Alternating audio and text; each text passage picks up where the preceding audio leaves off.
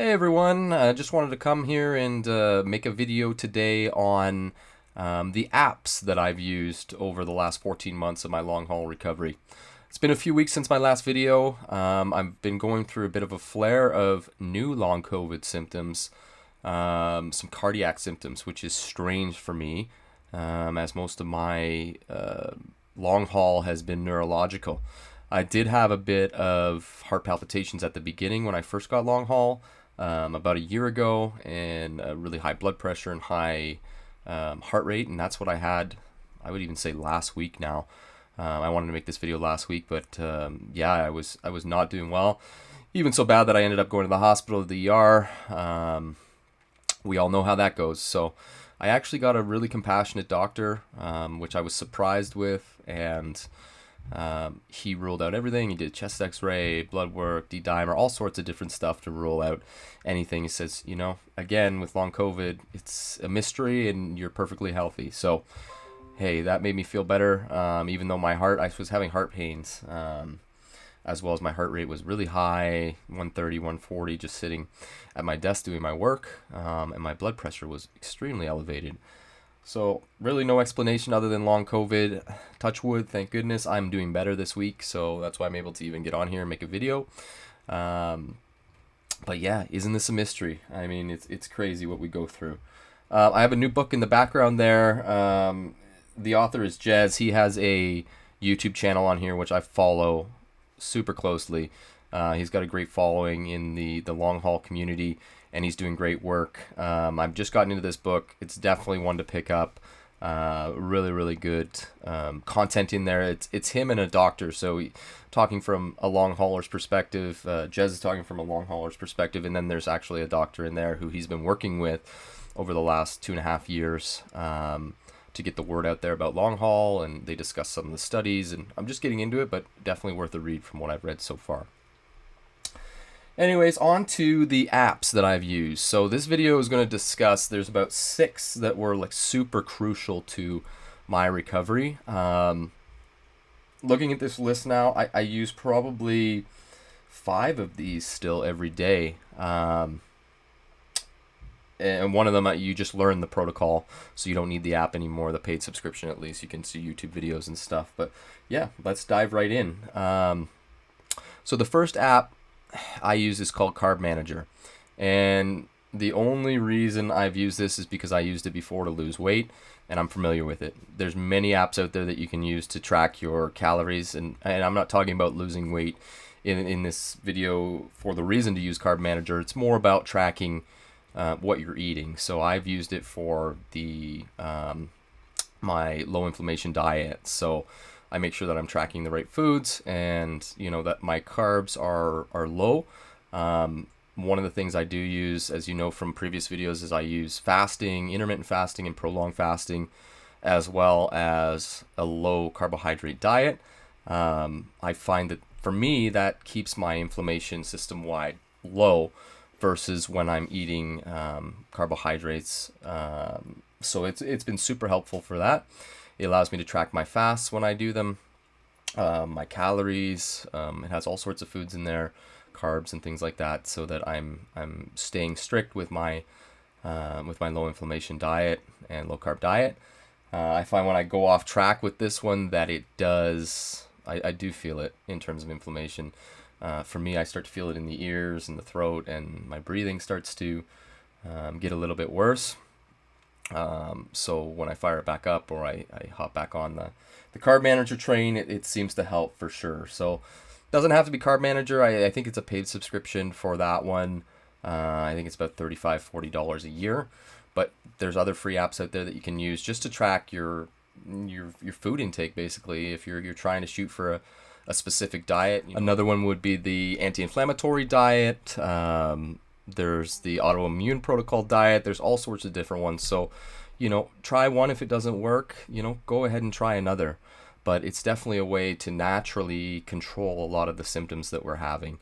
So yeah, definitely jump on Carb Manager or a different calorie tracking app or food tracking app, so that you know exactly what you're putting in your body, so you can see if you do react to things, if you have certain things on certain days. you can go back and see, well, this is what I ate on this day when I felt really good. Let's try that again. So you can try and track patterns. The second app that I use is the Wim Hof app. Wim Hof is I don't want to call him a guru, but he's a specialist in cold immersion and breathing, and breathwork techniques. He has his own specialized breathing techniques. You can find them on YouTube. I think I've linked them before in terms of activating the parasympathetic nervous system. The cold immersion does the same. I mean, it keeps you out of fight or flight. Basically what you're doing is you're putting your body under stress so that it knows how to handle stress better. And it's great for inflammation. The app is, I believe there's a trial period that you can use, and then it teaches you over that time, there's tracking of your cold showers or cold immersion, and then he shows you the breathing techniques within the app. If you really want to know the basics, you can go right to YouTube, and he has his breathing technique in multiple different languages. So it doesn't matter what country you're in, you'll be able to learn that technique. I found that really helpful to calm down my nervous system. It's where I started with my breathing journey, really. So with my breathwork journey, my symptoms were the worst, like my fight or flight, my constant panic and anxiety. So this kind of helped me calm those symptoms down. And then I got more detailed into a different app, what we'll talk about at the end, called Breathwrk, which was really good. So Wim Hof is the app, and if you don't want to do the $7 a month version, you can go on YouTube, find tons of videos about this guy. Go to your library. He has books, audiobooks, so you can check those out for free and learn his technique that way instead. Before all this, I used Calm. So even before I got Long Haul, I used Calm for sleep stories. Super helpful for if you're having trouble sleeping. I have ringing in the ears still constantly to this day. It's never gotten better. It's one of those symptoms that's hanging around. So I use the background noise, the white noise, all the time. While I'm at work, it has like workflow session music, and just like whether it's jazz or whatever, I always have to have something going, or that ringing is constantly there. So I found that helpful. That is a paid subscription, but they have all sorts of different stuff on there. Meditation.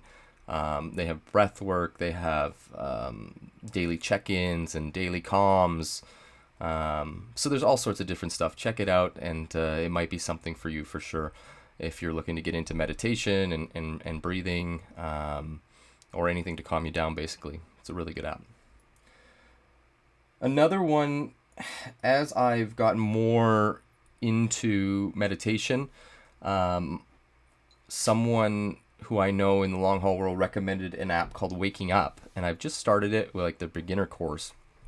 It's a little more expensive than the others, but if you truly are unable to afford it, they do offer like a sponsorship program where you can try it out for 6 months to a year for free. So if you really want to try and get into a deeper level of meditation or learn more about how to meditate properly and the science behind it, this app's called Waking Up, and it's really good for that. I think I'm on my 13th meditation of the beginner course, and it's really neat because it explains to you, there's a couple courses before that 13th meditation, and it explains to you what you're trying to learn, over that week, and how to meditate and why to meditate. So it explains the science and then the theory, and then you get a practical meditation for that day or for that week. So if you're looking to take it a little farther than Calm, then this app, Waking Up, will definitely help you with that. Another one here, you all know pretty much, is called Fitbit. And it's kind of like the Apple Watch, but it's Google's version of that. And I've been using that for about 10 years. Where this comes into play is with pacing. So before long haul, I probably did like 14,000 steps a day. I would go for a walk on lunchtime. I would walk around the office a lot in the shop. When I got long haul, that wasn't happening anymore. So I stopped wearing my Fitbit for a bit.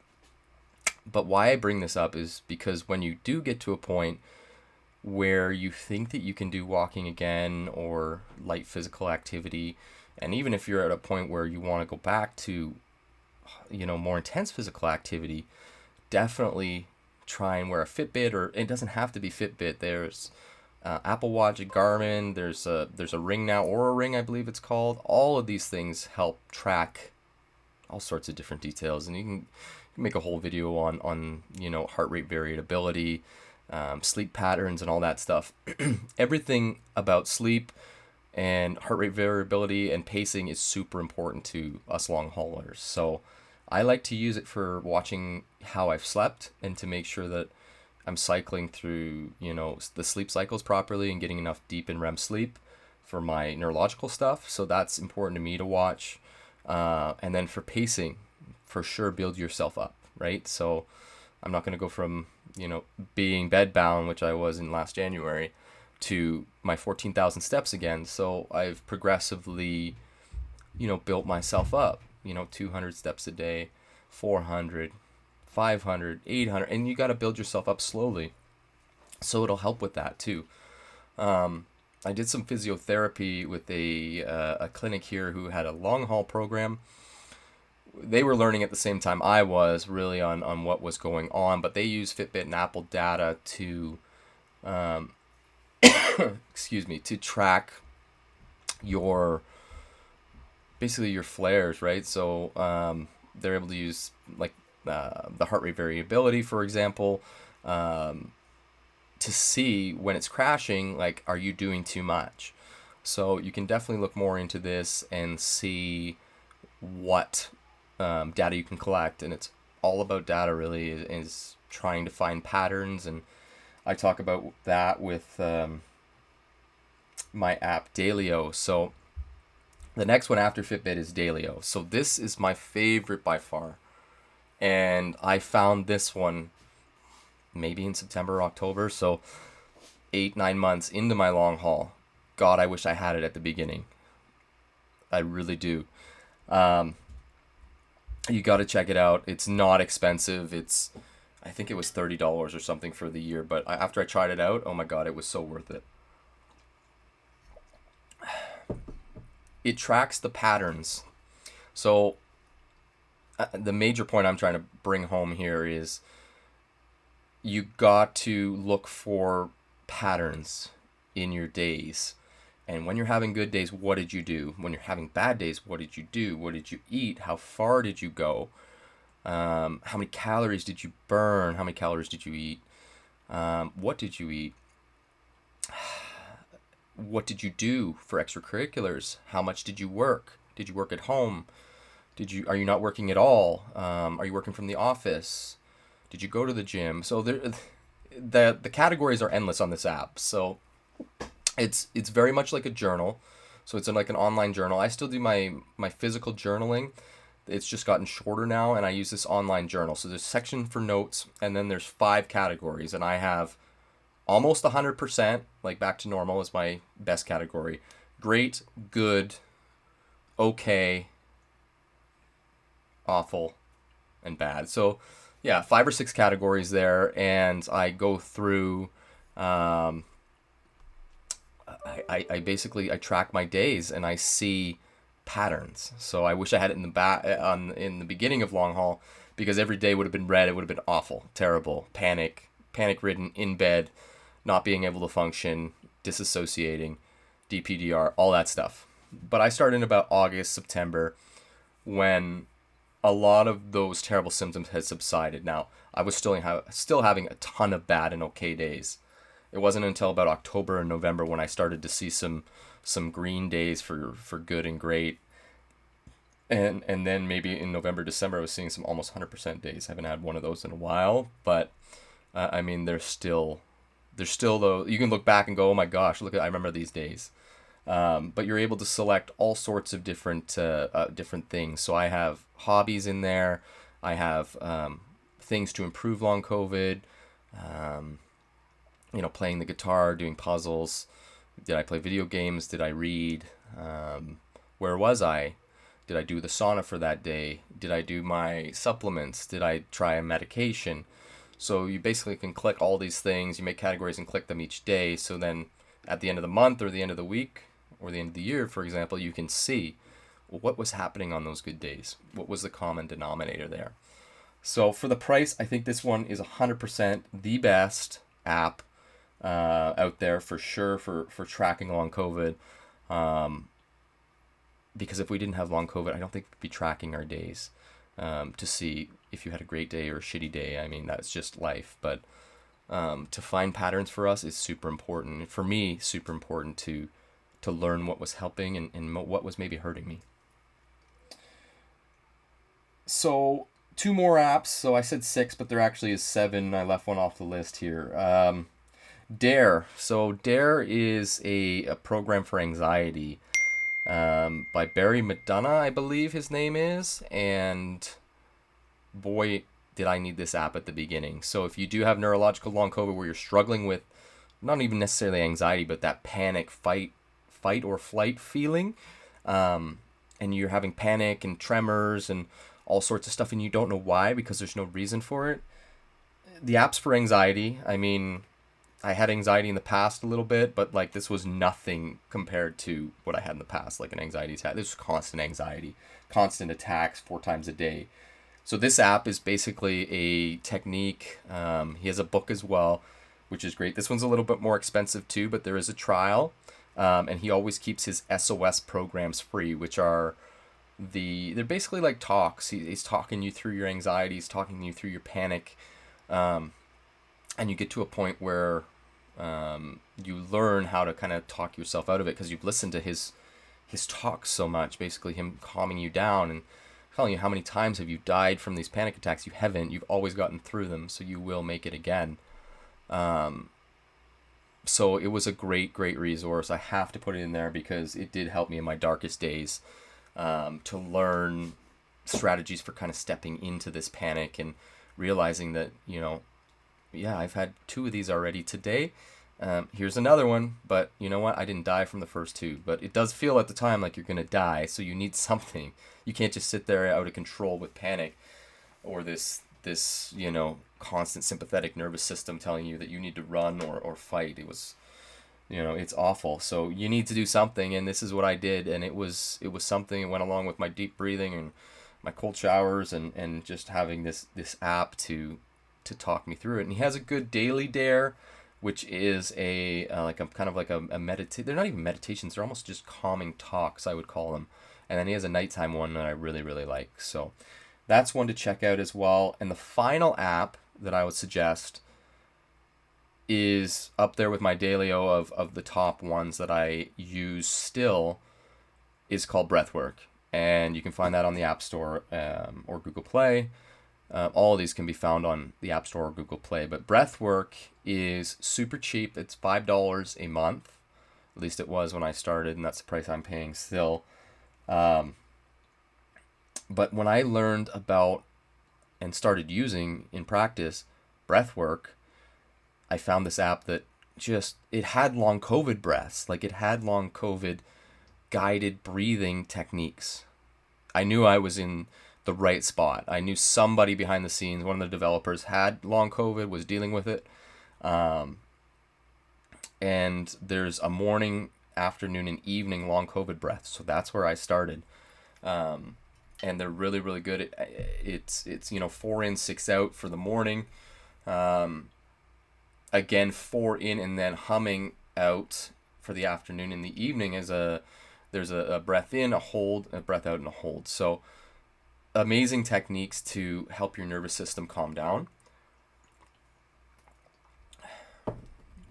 And then there's a whole other realm. So there's calming breaths, performance breaths, energy breaths if you're having any fatigue, and nighttime breaths. So and then you can make your own routine for the day. So I have a daily routine where I have, I think, 10 or 15 of these, and they're only 2 minutes. Some of them are longer.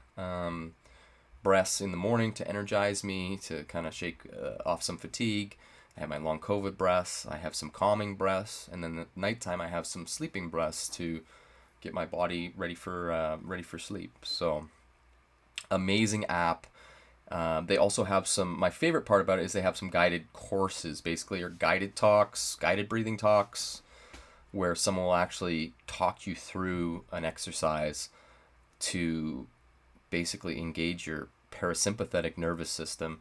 And they even explain to you while you're doing these breaths, like why you're doing what you're doing. And it calms me down even that much more. So definitely worth checking that out as well. And as I said, probably one of the best ones on the list. Anyways, guys, that's the 7 apps that I use. I probably used 95% of them still. I find I use them on a daily basis, most of them still. Otherwise, things go wrong. So I would recommend them for sure. Try one out, try a couple out, and let me know your thoughts in the comments if anything's working for you. Hey, if you have some that I don't have on my list that you're using, I'd love to learn about them. Please put them in the comments for myself and for everyone else watching this. Thanks, and take care. Be well.